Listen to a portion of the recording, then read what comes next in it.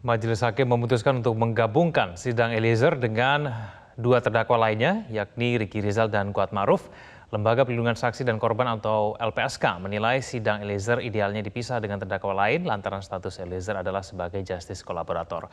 Untuk membahasnya sudah bergabung bersama kami Wakil Ketua LPSK Ibu Susila Ningtyas serta mantan Hakim Agung Profesor Gayus Lumbun. Prof. Gayus, Bu Susi, selamat malam. Ya, selamat malam. Selamat malam.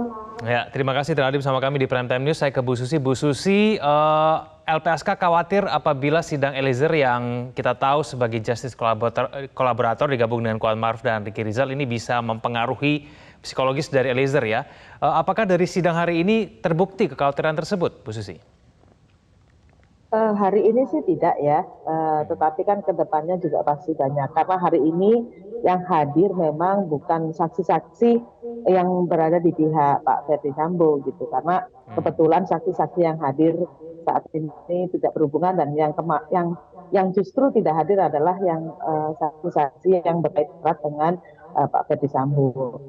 Malah hari ini ada beberapa kesaksian yang disampaikan oleh saksi-saksi yang hadir ya, ada 5 orang, itu justru mungkin menguatkan, ada beberapa statement mereka dan keterangan mereka menguatkan keterangan yang sudah disampaikan oleh Richard Eliezer dalam penyidikan sebelumnya. Ya, Bu Susi, tapi kalau nanti yang saksi-saksi dihadirkan memiliki peran signifikan dalam kasus ini, kekhawatirannya apa nanti kepada Eliezer sendiri? Yang pertama tentu dia tidak akan leluasa untuk menyampaikan keterangan dan informasi yang dia punya ya, karena pasti ini akan terpengaruh ya secara psikis ya.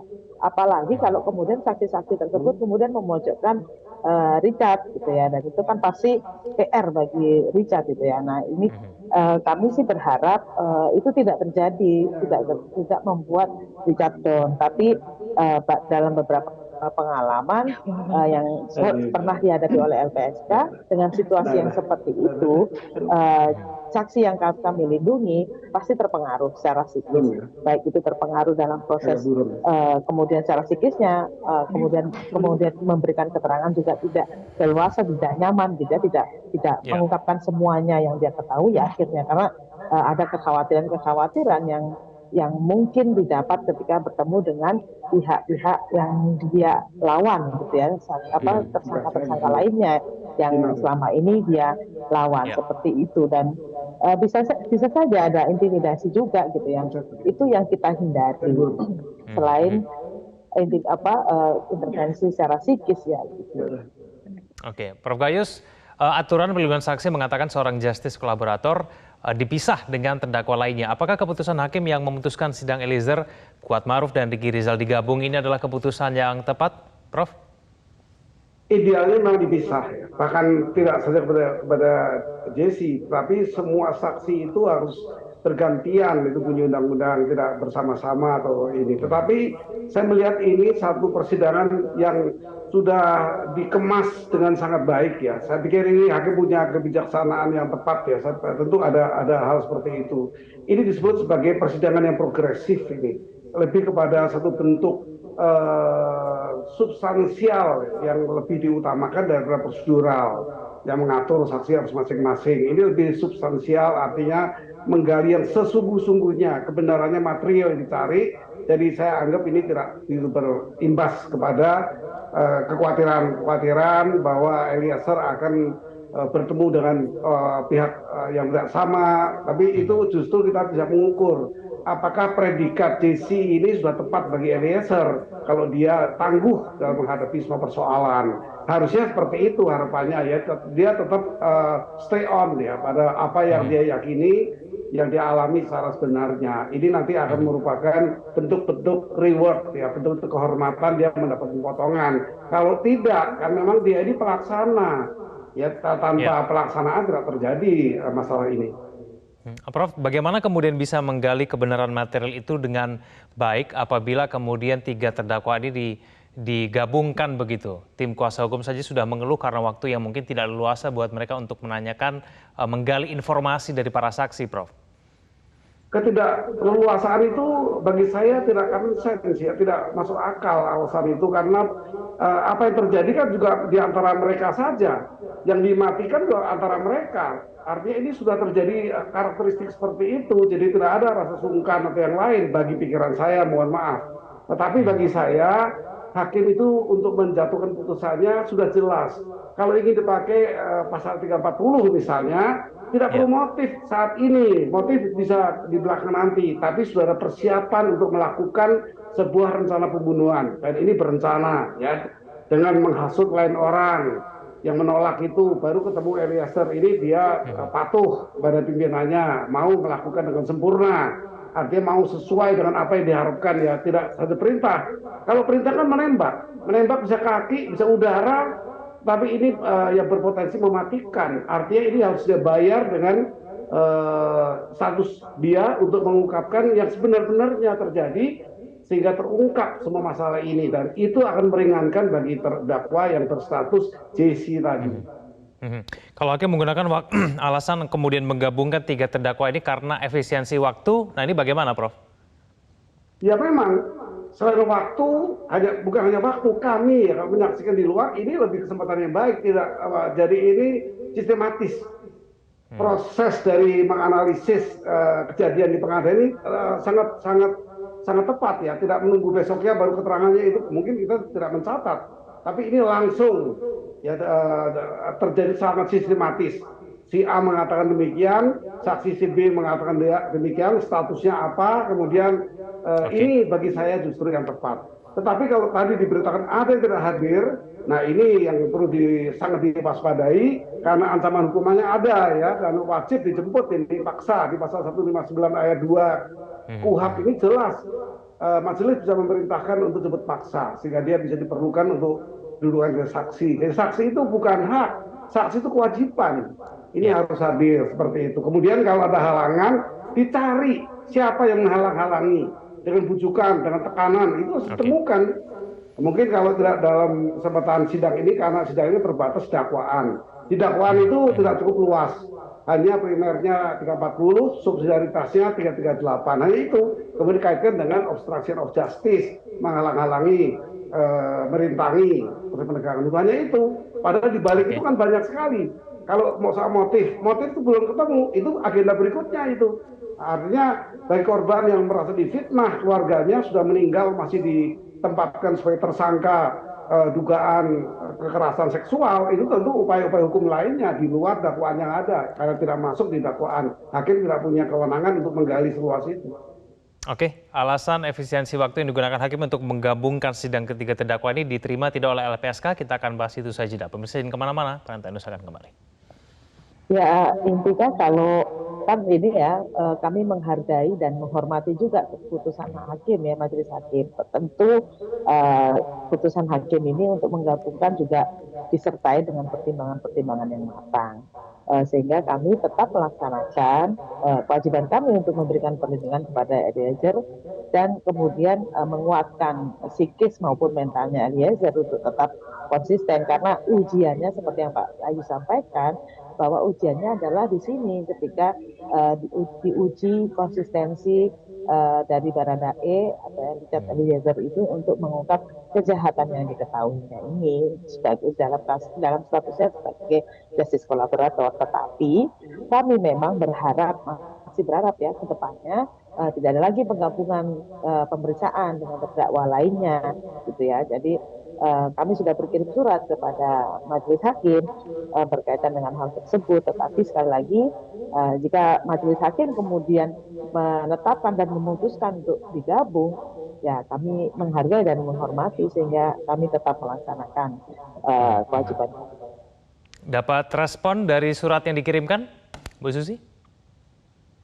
Belum ada, karena memang baru tadi ya. Sebenarnya sudah dikirim sejak minggu yang lalu secara pos, tapi secara langsung tadi kami sampaikan di sela-sela persidangan melalui Pengadilan Negeri Jakarta Selatan.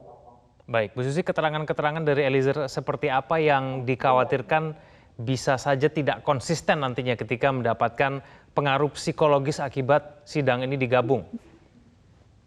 Sebenarnya sejauh ini Richard Eliezer ini konsisten ya dari awal sampai terakhir.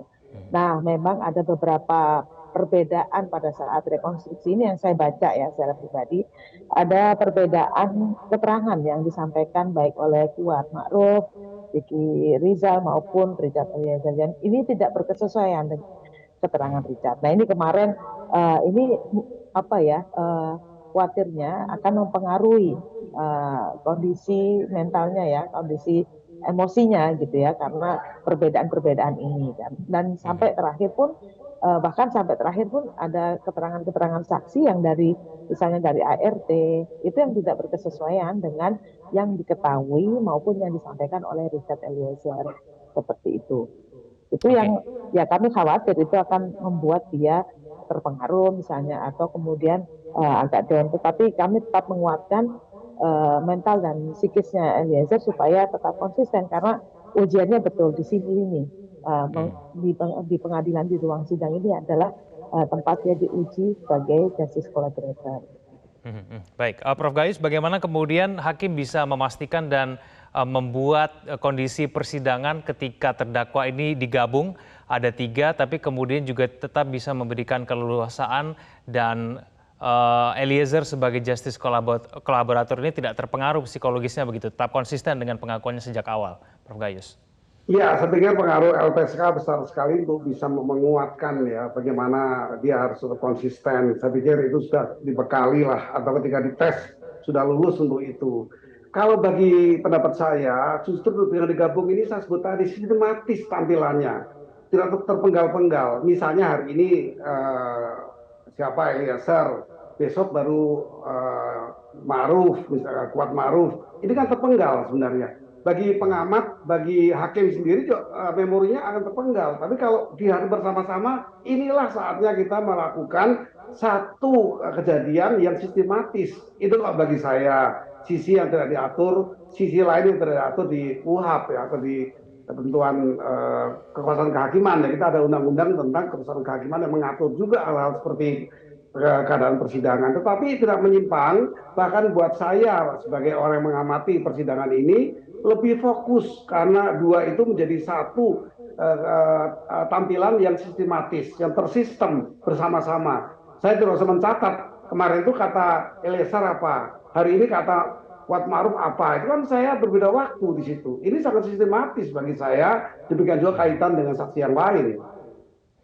Eliezer tetap bisa konsisten tidak dengan kondisi seperti demikian, Prof. Gayus?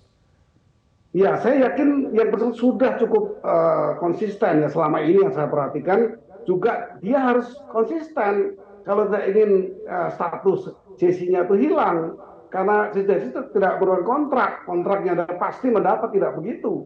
Dinilai apa yang dia bisa kerjasama dengan pengadilan. Ini yang akan harus dia lakukan untuk tampil dengan tegar sesuai dengan apa yang dialami walaupun berhadapan dengan orang yang berbeda, tidak masalah. Nanti kan hakim mempunyai penilaian persesuaian dengan alat bukti yang lain. Cukup satu lagi ditambah dengan kian hakim itu cukup untuk memutus perkara, tergantung isi dakwaannya. Jadi bagi saya apa yang diterangkan oleh Eliezer itu sangat mempunyai arti yang besar, ditambah dengan alat bukti yang lain yang sah menurut hukum sudah 2, maka hakim yakin dan hakim bisa memutus perkara itu. Sepertinya sangat simpel seperti itu. Baik, Bu Susi, dengan kondisi persidangan yang sepertinya akan tetap digabung di waktu yang akan datang, apa yang kemudian bisa dilakukan khususnya oleh Eliezer? Ya, yang pasti menguatkan mental ya dan psikisnya ya Eliezer. Dan yang kedua perlu dukungan dari banyak pihak, dari keluarganya, terus dari LPSK sendiri, dari kuasa hukum. Nah, yang pasti juga ini ya memori ya supaya dia juga tidak lupa dengan kejadian-kejadian yang sudah yang dia alami sendiri gitu ya. Nah itu kalau kemudian Richard memiliki fakta-fakta baru, fakta-fakta hukum baru yang bisa diungkap untuk menguak lebih dalam soal tabir kasus ini, nah itu lebih bagus lagi gitu. Nah ini yang kami harapkan. Nah yang berikutnya adalah konsistensi ini yang perlu diuji dan sampai sejauh ini memang teruji gitu ya. Tapi dengan situasi digabungkan ini memang menjadi tantangan tersendiri bagi Richard. Nah berikutnya lagi di sisi lain nanti kami khawatirnya berkaitan kalau kemudian digabungkan dengan Verdi Sambo. Ini yang terberat bagi Richard gitu ya, meskipun belum dia sampaikan, tetapi ini bagi kami menilai sebaiknya itu dihindari.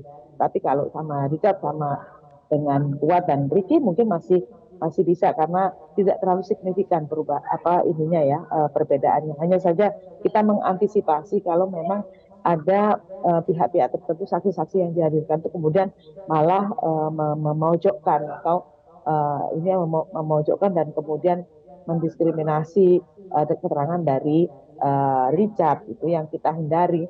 Nah, apalagi nanti kalau dengan Sambo, kami berharap sih itu tidak terjadi gitu ya, karena tentu akan menyulitkan bagi Richard Eliezer. Oke, baik, kita harapkan semoga kemudian keterangan Eliezer bisa tetap konsisten di sidang-sidang yang akan datang. Terima kasih Prof. Gayus, terima kasih Bu Susi telah bergabung bersama kami di Prime Time News. Selamat malam. Pemirsa jangan kemana-mana, berbagai informasi penting lainnya akan kami hadirkan usai jeda berikut ini.